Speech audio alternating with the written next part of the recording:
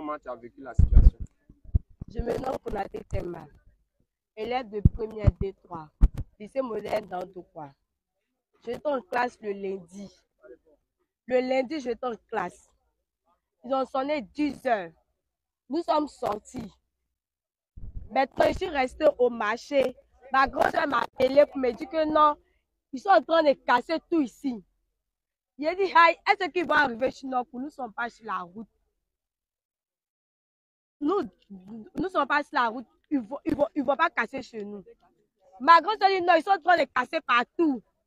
Donc, ils sont allés voir mon professeur pour lui dire que non, monsieur, ma grand-sœur m'a appelé pour dire qu'il y a une chance. Il dit, il y a quelle chance?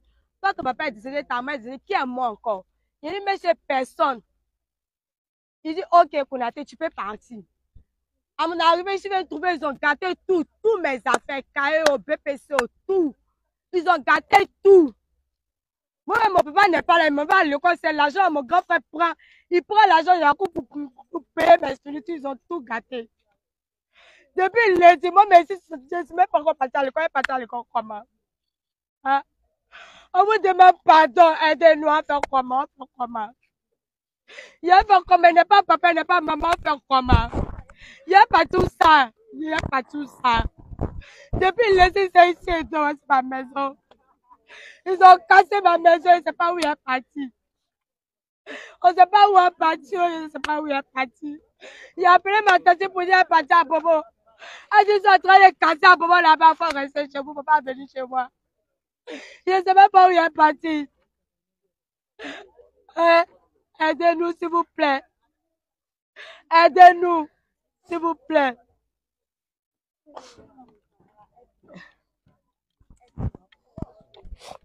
Alors, je voudrais, avant de passer le micro à sa camarade, à sa sœur, ça me touche personnellement parce que le travail pour lequel nous sommes nés, où nous sommes en train d'aider nos petits frères, nos enfants à aller à l'école, voici la situation que ces élèves ont aujourd'hui vivent. Je voulais tout de suite interpeller aussi le ministère de l'Éducation nationale. Je sais que Madame la ministre nous suit. Je sais qu'elle a des services de communication qui sont forts. Je sais qu'elle est informée de la situation que les élèves de ces localités vivent.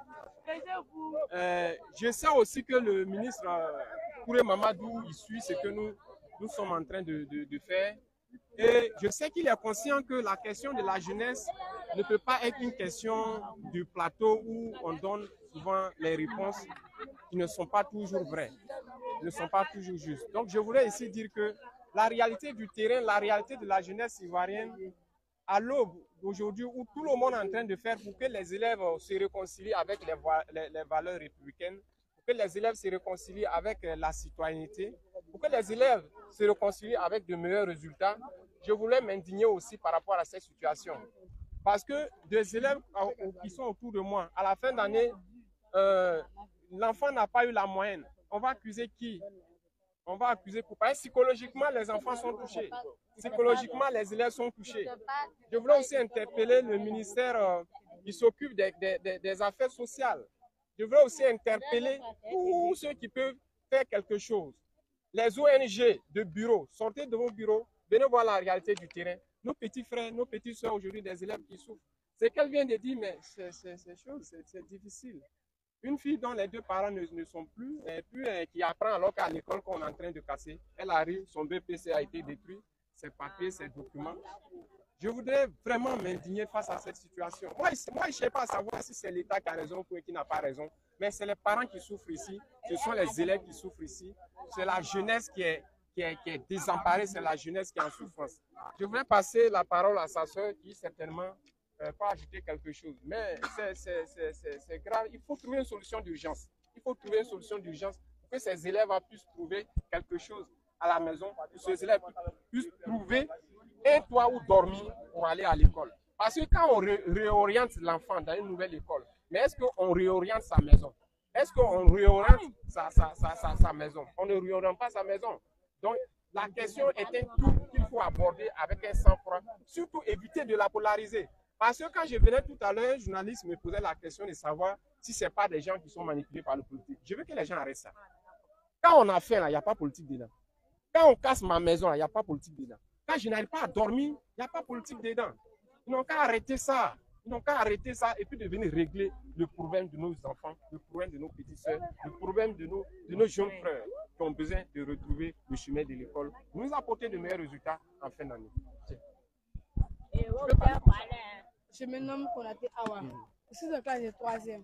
Mon école est juste située à 200 km du corridor de Yepougon GESCO. Le lundi matin, j'étais en classe. Et j'étais en classe. Personne ne m'a informé. J'étais en classe. J'étais fait un interro de maths. Ah, je ne savais même pas, je ne savais rien. À 18 ans, je quittais de l'école. Ma petite me voit, elle dit qu'ils sont de Cassinoku. Il dit quoi? Ils sont de Cassinoku. Elle dit oui. Il dit, à même j'ai jeté mon sac. Il ne sait pas où, nulle part où j'ai jeté mon sac. Je courais, je venais. Je courais, je transpirais, je pleure. Je viens. Je vais trouver tout chez moi. Il ne sait pas nulle part où aller. Les dossiers, tout. Esther, tout. J'ai tout détruit.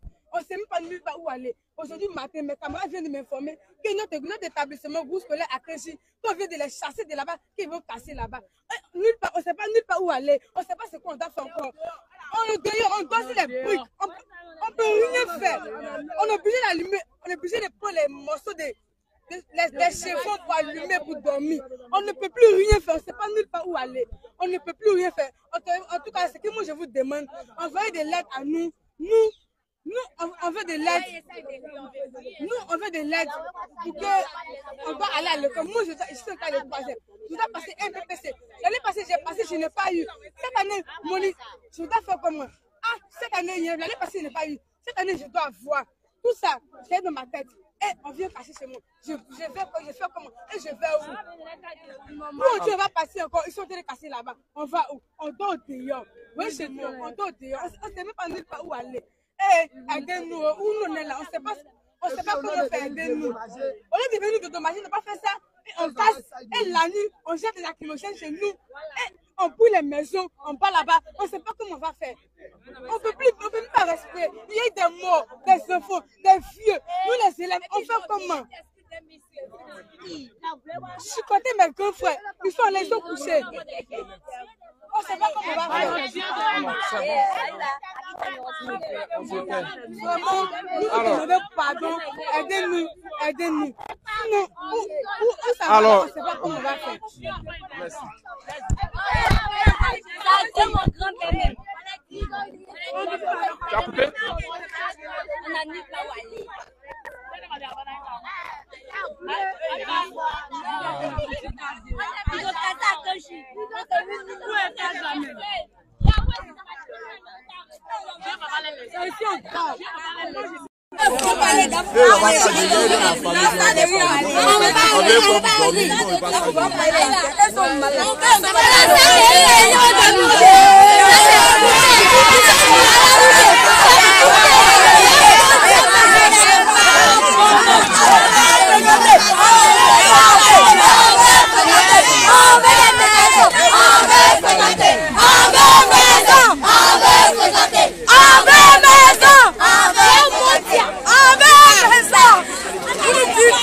Ok, merci de nous avoir suivis en direct de GESCO. On a